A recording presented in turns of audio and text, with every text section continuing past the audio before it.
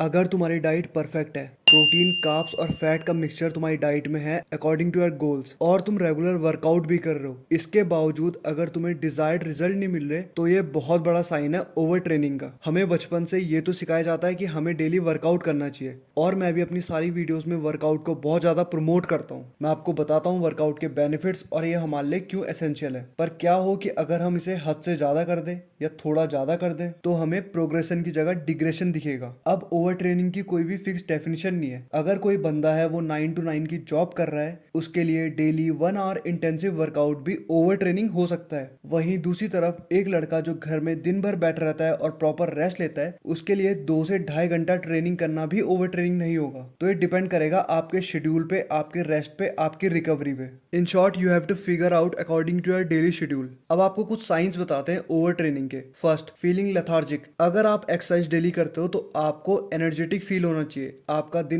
अच्छा जाना चाहिए और आपको फ्रेश सा फील होना चाहिए। पर अगर आपको इसके उल्टा फील हो रहा है, आपको दिन भर सुस्ती सी महसूस हो रही है, आप खुद को रेगुलर डे से कम एक्टिव महसूस कर रहे हो, तो ये साइन है ओवर ट्रेनिंग का। दूसरा, becoming weeks in your lifts. अगर आपकी स्ट्रेंथ आपके जिम में डिक्रीज हो रही है या फिर आपका स्टेमिना अचानक से डिक्रीज हो गया, तो ये भी साइन है आपकी ओवर ट्रेनिंग का। अब आप इसको यहाँ पे कुछ चीजों से कंफ्यूज मत कर लेना। फॉर एग्जाम्पल, अगर पिछली रात को आप अच्छे से सोए नहीं, आपका हेक्टिक शेड्यूल था, आपको टेंशन काफी थी, तो मोस्ट प्रोबेबली अगले दिन जिम में आपका वर्कआउट अच्छा नहीं जाने वाला। तो ये ओवर ट्रेनिंग नहीं है। ओवर ट्रेनिंग कुछ टाइम के बाद होता है। ओवर ट्रेनिंग के साइन आपको कुछ टाइम के बाद आएंगे। अगर आप रेगुलर वर्कआउट कर रहे हो, प्रॉपर डाइट ले रहे हो, उसके बावजूद अगर आपको ये सिम्टम्स आए, तो ये ओवर ट्रेनिंग है। तीसरा, कॉन्स्टेंट बॉडी पेन। सोरनेस एक अलग चीज है और बॉडी पेन एक अलग चीज है। सोरनेस आपको वर्कआउट के बाद हो भी सकती है, नहीं भी हो सकती, और थोड़ा बहुत सोरनेस अच्छी बात है। पर अगर आपको कांस्टेंट बॉडी पेन है, तो ये साइन है आपके ओवर ट्रेनिंग का। चौथा, लैक ऑफ एनर्जी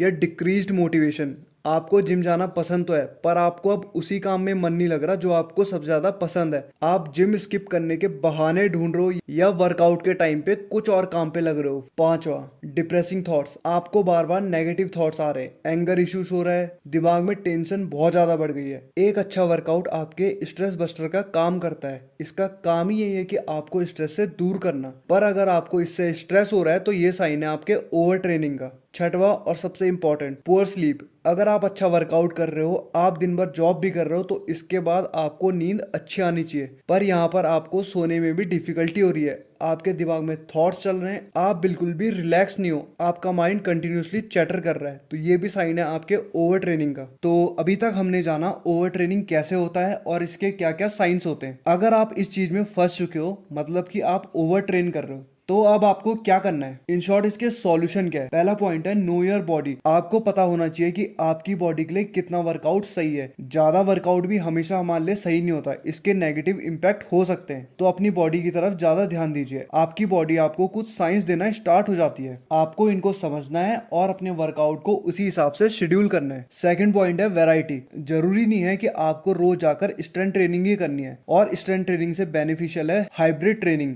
इसके बारे में एक अलग से वीडियो जरूर आएगी। So incorporate a variety in your workout, ताकि आपको बोर्डम फील ना हो। थर्ड पॉइंट होगा कंसल्ट अ कोच। आप एक अच्छे कोच को हायर करिए जो आपके लिए वर्कआउट डिजाइन कर सके। अगर आपको बिल्कुल भी नॉलेज नहीं है, आप एक बिगनर है, तो बहुत ज्यादा चांसेस है आप ओवर ट्रेनिंग में फंस जाओगे और आपका काफी ज्यादा समय भी वेस्ट होगा, और आपको जो रिजल्ट चाहिए उसके अपोजिट ही आपके साथ होगा। एक अच्छे कोच के होने से आपको कम टाइम में ज्यादा अच्छा बेनिफिट मिलेगा और आप अच्छे रिजल्ट देख पाओगे। फोर्थ पॉइंट होगा रेस्ट। मेक श्योर जब आप जिम से वर्कआउट करते हो, तो इसके बाद आप इनफ रेस्ट करो। रात को 7 से 8 घंटे सोना काफी ज्यादा इंपॉर्टेंट है, ताकि आपकी मसल्स को रिकवर होने के लिए टाइम मिल पाए और आप बॉडी पेन या इंजरीज को अवॉइड कर पाओ। पांचवा और सबसे important point, set realistic goals. बहुत ज्यादा बिगिनर होते हैं, वो इंस्टाग्राम या यूट्यूब पे कुछ अजीब सी वीडियो देख के कुछ अनरियलिस्टिक गोल्स दिमाग में सेट कर लेते हैं। देखो, जो हमें सोशल मीडिया पे दिखता है वो मैक्सिमम फेक होता है। 99% चांस है कि लोग आपको वो नहीं दिखा रहे जो वो हैं, आपको सिर्फ वो 30 सेकंड की वीडियो दिखती है, उसके अंदर बहुत कुछ, एक अच्छी लाइटिंग, अच्छा पंप और अच्छा एंगल, सब कुछ होता है। तो आपका गोल दूसरे से अलग होना चाहिए और थोड़े रियलिस्टिक गोल्स रखो, जिससे आप ओवर ट्रेनिंग से भी बचोगे और आपका दिमाग फटीग भी नहीं होगा। That's all for today.